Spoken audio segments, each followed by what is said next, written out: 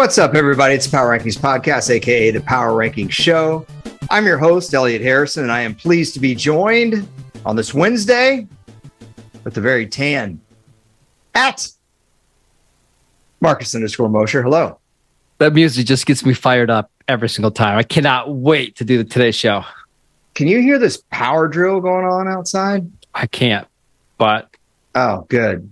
Man, it's like right in my ear. It's right outside my place. Golly, power tools, though. Crazy. Man, feel like a power man. Tools, yeah. Where Marcus lives. By the way, I don't know if you guys know this. Marcus bought a truck.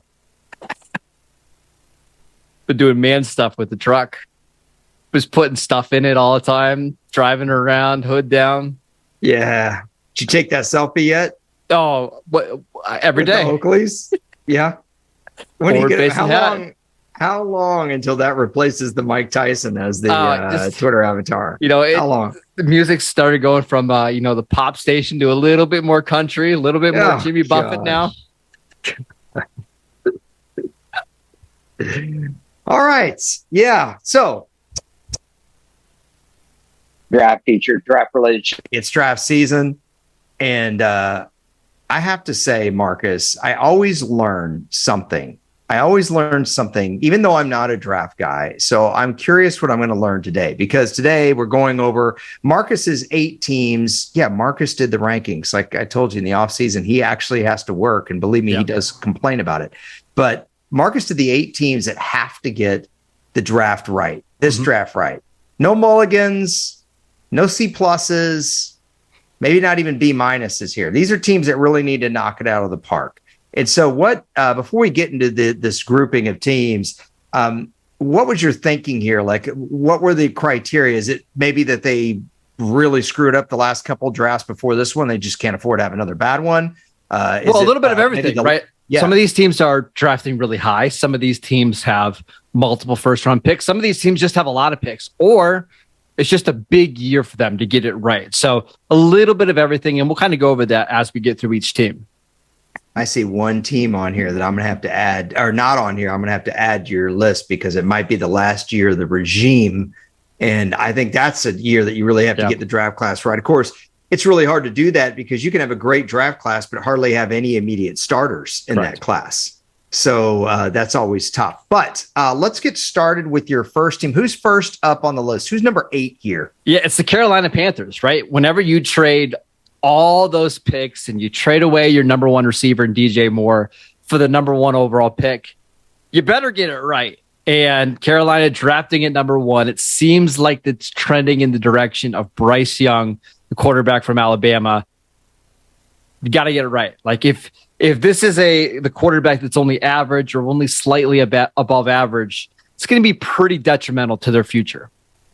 This is a team that obviously traded away its most reliable receiver. You just referred to DJ Moore. They did get Hayden Hurst in free agency. They're going to get a new quarterback, we assume, with the first overall pick, we hope. Mm-hmm. What do they do about wide receiver? Well, they did bring in Adam Thielen, right? And I know that doesn't really move the needle a lot. And they have Terrace Marshall. They drafted Shi Smith a couple of years ago. It's probably one of those work in progress things where they know it's not settled. They're just going to try to deal with what they can this year. And then maybe next year in free agency, they're more aggressive in going out and getting a receiver. Yeah. I mean, I'm glad you mentioned Adam Thielen off the top there, because you've been very, very pro Adam Thielen on our last few podcasts where we talked about just him. In general. I love Adam Thielen, but we're getting to the end of it. Yeah. Yeah. Kind of like your podcast career. Okay. Who's next up on the list? The Los Angeles Chargers. They don't have a lot of cap space. They really didn't make any moves in free agency at all this year. Last year they made a ton. This is an important one for them. I feel like they have to get some kind of playmaker on offense, whether it's a tight end or a speedy receiver or another running back to pair with Austin Eckler. They've got to get somebody else to help out Justin Herbert. If they don't, man, would I love it if they could get a young, impactful player in the front 7 that can stay healthy. Stay on the field, give these guys some breaks, even if this is not an immediate impact guy like a Micah Parsons, fine. Give me a guy that can get, 7.5 sacks, play 30 to 40 snaps for you a game, that's a big win to me. Okay, next up, I see the Pittsburgh Steelers on the rundown. We always talk Steelers, so what's going on here? Steelers quarterback. No. Steelers have 3 picks inside the top 50, 17, 32, and 49. They've got to get better on the offensive line, and they've got to improve the depth on defense. You're in year 2 of Kenny Pickett. Like, it's time to find out what you have in your young quarterback. I would love to see them address their offensive line. And I know they traded for Allen Robinson yesterday. I still think they could use another playmaker. So this is the draft they need to nail in order to get back to being an actual contender in the AFC. I see interior defensive line for this group. Mm-hmm. I see secondary for this group. I see offensive line for this group. I wouldn't be mad at them if they took a running back in this draft, but those are what I see. But I get your point. They need playmaker. Boy, I think this is a big year for Kenny Pickett and that whole staff, I think. But they're probably going to be the worst team in the AFC North. Let's go to the NFC West, Seattle Seahawks. What makes their draft so important to you? Well, they have 2 first-round picks, right? And now that you made the playoffs last year, can you replicate that success? Can you be back in the playoffs, or are you just a flash in the pan, whatever? This team still needs a lot of help. We saw it in the playoff game against San Francisco. That defense was awful. And I would expect with their 2 first-round picks that they try to address that side of the ball. If they can do it, I won't be shocked if they are pretty clearly the second best team in the NFC West. Yeah, that game against San Francisco got away from them in the second half, got away from their defense. It was eye-opening how big the difference was in talent in that game. Yeah, they played a game against the Lions in Detroit that they ended up winning, but was a track meet. I think they almost scored 90 combined points in that game. Yep. I was hoping for like a really detailed, complex answer to why this draft's really important to Seattle. You're like, they have 2 first-round picks, bro. They just can't afford it. Can't afford to foul them off. Well, I'll also say they signed Geno Smith to a contract extension this offseason, right? But it's really only like a 1-year deal that they can get out of. Mm-hmm. Is Seattle going to just draft like for a contender, or are they going to draft potentially a quarterback at number 5 to sit behind Geno and develop? That's what I'm the most interested in here. Yeah, no, I'm feeling you. I mean, gosh, the key to all this really is Geno. It really is that he doesn't take a step back, but he was pretty doggone consistent the whole year last year. He's one of the best quarterbacks in the NFC, hands down. Last year, he might have been the best quarterback in the NFC. Might have been this side of Jalen Hurts last year. So in the NFC. Okay, let's go back over to the AFC. We're going to go to the AFC West this time. The Las Vegas Raiders. You've been critical of their secondary. You say they have no players back there. You didn't like the Jimmy Garoppolo signing. Seems like nobody is feeling the head coach there. What can the Raiders do to turn all this around in the draft specifically? It's an interesting draft for them because the rumors have been that they tried to trade up from 7 to number 1 to select Bryce Young. Now, obviously, they didn't get that done. They didn't have the assets that Carolina did. But are they still interested in trading up to like number 2 or number 3 to get a CJ Stroud? I don't know. But the other thing you mentioned, the secondary is awful. I mean, it's absolutely atrocious. But the Raiders have 12 picks into this draft, and I'm really curious to see what Dave Ziegler in the front office does, because if you remember last year, they traded away their first 2 picks for Devontae Adams. They didn't make their first pick until pick 90, and it was an offensive guard. I want to see what they do in their first draft, really, as a front office. To be honest with you, if we talk about their defense, I'd be happy if they hit every level of their defense. Every level, yes. Yep. Doesn't mean they need to hit, something in the second round, but just every level. And I wouldn't mind if over half those draft picks went to the defensive side of the ball. Hey, draft 3 corners. What's stopping you? Why not? I mean, there's not that big a difference between corner and safety anymore anyway, but I think they need at least 3 defensive backs. If you've got 12 picks, do it. Unless you're going to trade up, obviously, and maybe you trade to get that one real impact secondary player. I'm fine with that too, but I think they need more than one guy. Even if it's an impact player, they've got to take at least 2 DBs, I think, Marcus, in this draft. All right, let's go to Buffalo, staying in the AFC at number 3. Well, let me ask you this. Do you think Buffalo got better this offseason? I'm worried about Von Miller because I felt like that team was different after he went down, and I think that they need pass rush help. I'm not answering your question. I'm sitting here basically telling you everything I don't like. They lost a really impactful linebacker to the Chicago Bears. They honestly, Marcus, they lost in the divisional round. I mean, they kind of, I don't want to say took a step backward this year. I think they did. They did. Absolutely, they did. It's hard to say that about a team that had such a successful season, but it can't be all Josh Allen centric. So my answer to you is no, I don't feel like they're improved. I don't think they're improved either. And that's why the draft is so important, right? They've got to get in their first 2 picks guys that can either start right away or have a big role right away. And they drafted Kyrie Elam in the first round last year. He didn't even really start for them, didn't play a lot until they had some injuries. They've got to be better. And if they want to catch the Chiefs and they want to catch the Bengals and avoid being passed by the Jets and the Dolphins, they've got to nail this draft. And frankly, I think they've got to get more explosive on offense. Stephon Diggs is getting, I think he's in his 30s now. Gabe Davis isn't a reliable target. They've got to get some more playmaking on that side of the ball. And a little bit of age and injury problem in that secondary, quite frankly. I think they could afford to fortify that. And again, if Von Miller can't come back and be an impact player, I mean, let's be honest, Von Miller came out in, 2011, I think, Marcus? I mean, this is, at some point, he's not going to be that kind of guy anymore. But if he could be a Julius Peppers late in his career, you can help him by having a secondary that can hold the fort and stay on the field. I know injuries are a lot of times they're bad luck in football, but it sure helps to have depth. Let's go to Houston. Houston could use depth in a lot of areas. We did a podcast, a power ranking short, on whether or not they have to take a quarterback at number 2. Marcus says they do. I say they don't because they have pick number 12. So is there anything besides that for why you think they just have to nail this draft? So they had 2 first-round picks last year, number 3 and I think number 17. And they decided not to draft a quarterback, which I get. Last year's quarterback class was not great. So they took Derek Stingley, a cornerback, and Kenyon Green, a guard. Those guys had up and down rookie seasons. Now you've got picks 2 and 12.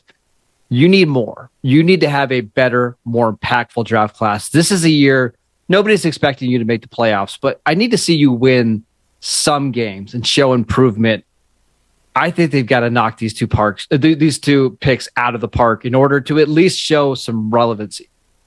So if they take a quarterback at number 2, whoever it is, Bryce Young, whoever's there, okay, what would you like to see them do at 12? If you could just gift wrap them any player at 12, what would you like? Jackson Smith-Njigba, I think the best receiver in this class, somebody who can win from the slot. He's NFL ready. He outproduced both Garrett Wilson and Chris Olave at the same time that they were all at Ohio State. That's pretty impressive. They just have to get that offense to be functional, and they just weren't that last year. And I've got faith that D'Amico Ryans can make the defense good in time. The offense needs a lot more attention right now. Well, and if you're going to draft a quarterback at number 2, it'd be sure nice if he had somebody he could grow with and develop with. Also, they lost Brandon Cooks, and we all knew Brandon Cooks was on the way out, but he still was very productive during his time in Houston. There's no doubting that. Yeah, I agree with you. This is a huge. I really want us to deep dive more on the Texans because we just haven't had enough Texans talk. How about we do the Detroit Lions instead? Yeah. Okay. So I'm curious about this one. What's the number 1 reason that you think the Lions just have to get this right? Because the expectations are high now, right? You go 9-8 or change. Yeah, you're 9-8. You're the favorites to win that division. You have 2 first-round picks, and you have one of the best rosters in the NFC. If you can nail even one of these 2 picks, I think you could be a legitimate contender. Now isn't the time, though, to take chances and take players that are a little bit risky and maybe have some off-the-field stuff. Like, get 2 quality players that improve your roster right now, and let's go for it, because the NFC is never going to be weaker. That division is never going to be in worse shape. Let's go for it, Detroit. It's time. Yeah, with the Packers' luck at quarterback, you don't have much time. No. In terms of franchise history, they always seem to be able to develop somebody. But, with the Lions, this is a really tricky one. What if one of the quarterbacks falls? Do the Lions consider some Jared Goff insurance? Well, and that's what the front office is going to have to deal with is, are we pushing all of our chips in now to compete, or are we going to try to straddle it a little bit? Let's use one of our picks to help now and one to help down the road. That's where I'm going to be most fascinated to see what Detroit does. That's tough because, first of all, you rarely get 2 first-round picks in a draft. Second of all, the NFC is so weak compared to the AFC. If you take a quarterback, you're basically saying, okay, 1 out of 2 are probably not going to be good for this year. You just said, man, they got to just hit at least 1 out of these 2. So now you got to go 1 for 1, essentially. Yeah, exactly. Because I don't think that quarterback's going to beat out Jared Goff this year. No way. If it were up to me, and it's not, I think I would take the 2 best players available, period. And I think for me, both of them, I would lean defense, right? Because I think for the most part, the offensive line's in fantastic shape. They added David Montgomery. They've got receivers. Like, go get me 2, like a guy in the secondary and a guy in my front 4 that can at least give me something right away. Hey, they got Marvin Jones back, didn't they? I think so. Yeah. You had to think about that. Like, when you start talking about draft strategy, Marvin Jones plays a huge role. Yeah, not so much, but not so much. It wouldn't be such a bad idea for them to get a big target. Of course, they had one, and now he's residing for another team in that division. If they're not going to go defense, but because their best player is not a big target, it's Amon-Ra St. Brown, who's a speedy, quick guy, but he's not the kind of guy that he's open when I'm talking about a Mike Williams type dude for the Chargers. Sure. I would love to see them have that kind of guy. Defensively, I think you can always get more pass rush. Why not help out your premier pick from last year and take some pressure off of him? Do you know what I would also like to see Detroit do is like just be aggressive, and maybe instead of gambling on 2 first-round picks, maybe use one of those first-round picks and try to go get a proven impact defender right now who's like on the final year of his contract that a team maybe doesn't want to pay. For me, the name that keeps coming up is Dexter Lawrence, who the Giants have in the middle of their defensive line. Yeah. I don't know if they can pay him and Leonard Williams, but let's say you flip that second first-round pick for Dexter Williams and you pair him with Aiden Hutchinson. Now we're talking about a real good defensive line. How about an impact player? I was thinking Derwin James-esque in the secondary, but it's got a little bit of moxie, kind of like Tyrann Mathieu gave Kansas City a couple of years ago. Mm-hmm. I'd like to see that as well. But I mean, Lawrence was great for the Giants, man. So, hey, I'd love to see the Lions knock this out of the park. I want to see the Lions go deep. I want to see them go to the championship game. In case you guys don't know, the most amazing stat in all of sports, hands down, I don't care there's no sport that can match this. The Lions have won 1 playoff game since the year 1957. Okay. Next I got a better stat. Hold on. Go ahead. It's a non-NFL stat. Can I give you one? Yeah. Go ahead. LeBron James, for his career, averages 27 points, 7 rebounds, and 7 assists. And he's played in thousands of games. And he's never had a 27-7 game in his career. The Lions stat better. That's a pretty good one, though, isn't it? You're such a LeBron James honk, though. By the way, Lakers play tonight, 7:30 p.m. Eastern time. Yeah. I'm just saying next time we hear that Cowboys stat, like they haven't been the NFC Championship games in 28 years. Yeah, okay. I got another one. Game. Yeah. Do you know Mike Tomlin's never had a losing season? Okay, gosh. All right. So here's my final thought about your 8 teams here. I told you I'd like to add one. Sure. I think the Washington Commanders really need to get this right. I don't know how much longer Ron Rivera has there. If they're going to go with Sam Howell, I'm not saying they have to get a quarterback. Get him some help up front in the offensive line. I think he's good at wide receiver. Running back, didn't you talk about them taking Bijan Robinson in our mock? Don't you think Washington's got to get this right? And they're the weakest team in the NFC East right now, but they're not that far away, man. They're 8-8. They were 8-1 last year. I do want to ask you about Washington. What would you do if you are Ron Rivera? Do you develop Sam Howell, your 5th round pick going into year 2, or do you play Jacoby Brissett, who, frankly, I thought outplayed Deshaun Watson by quite a bit last season? I think this is exactly what you do. You sit them both down in camp, and you say, you sit down Jacoby, and you say, look, if it's even, we're going with Sam Howell. But if you beat him out, and you clearly beat him out, we're playing you. That I'll always remember Ken Wisenhunt doing that with Kurt Warner and Matt Leinart, because Kurt just wanted to know, hey, what's the point here? Do I have a chance? And in 2008 training camp, He said, look, if it's even, we'll probably go with Matt because they had a first round pick invested in him. But if you clearly beat him out, we're giving you the job. I think that's what you do. Yep. I've got a question about these 8 teams that I have listed. Yeah.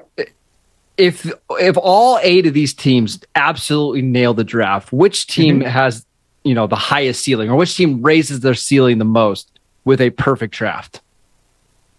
Oh man, Buffalo. Buffalo's they've got the quarterback. I would say they have a home field advantage, although the Bengals took it to them last year. I think they feel like the time is now. They have an excellent head coach. I'll take their head coach over the Chargers because I'm looking at the Chargers too. On your list would be my other team. And Detroit, those would be the 3 I'd pick from. But I think it's Buffalo. I think Buffalo is ready right now to win a Super Bowl. If they nail this draft, they might be the best team in the league. I think I'll go Pittsburgh, right? Because we saw like last year what happened with Seattle when you drafted 2 offensive linemen and you got some other pieces. Like you went from one of the bottom 3 rosters in the NFL to a playoff team. Pittsburgh's almost there already. And if they hit on 2 of their first 3 picks, I won't be shocked if like they're competing for the AFC North with that roster they already have. No, I think it's a good. The AFC North is so hard to gauge. First of all, because of the Baltimore Ravens, and I always wonder if the Bengals, if we're maybe putting, or I'm more speaking to myself right here, maybe I'm putting a little too much stock in them as a Super Bowl team. I've got like 50,000 internet pages up. Apologize. The Browns, though, to me, are the most curious team. I agree with that. Yes. Because I think Deshaun Watson was flat last year. He came out flat. The defense played way under what it could. I like the Browns as a playoff team this year, which is going to make it really hard for Pittsburgh. But I could be wrong. But I'm seeing 10-7 for Cleveland this year. But don't forget they hired Jim Schwartz as their defensive coordinator, who I still think is really good, and I think he's going to get that defense to at least play at an average level. Yeah, I'm with you there. You know what I'm sitting here driving me crazy right now is partially because of these power drills that are going out. Ken Wisenhunt, he was the coach of the Cardinals in 2008, right? When they went to the Super Bowl? Yes. Against Pittsburgh? Yes. It's a great Super Bowl. I didn't like the outcome, nor did you. But, yeah. Hey, I hope the Lions make the Super Bowl. Antonio didn't get his feet down, but it's fine. He did too. Come on. All right. I think we should go here. I think anytime once we start getting into Marcus's Steeler hatred, it's time for us to peace out. But you can hear his love for the Cowboys. That's a terrible segue. I admit it, terribly cheesy. Yeah, on Locked On Cowboys. He does that with Landon McCool. Give Landon a follow. Landon's a big supporter, huge supporter for this podcast. Also, Marcus covers the Raiders for Raiders Wire on USA Today. He writes for ProFootballFocus.org. Just kidding. ProFootballFocus.com. He's a very good writer. Check out his work at Marcus_Mosher on Twitter. I'm Matt Harrison, NFL on Twitter. We appreciate you guys. We're going to hit you with another Power Ranking Short tomorrow. Till then, we'll talk to you.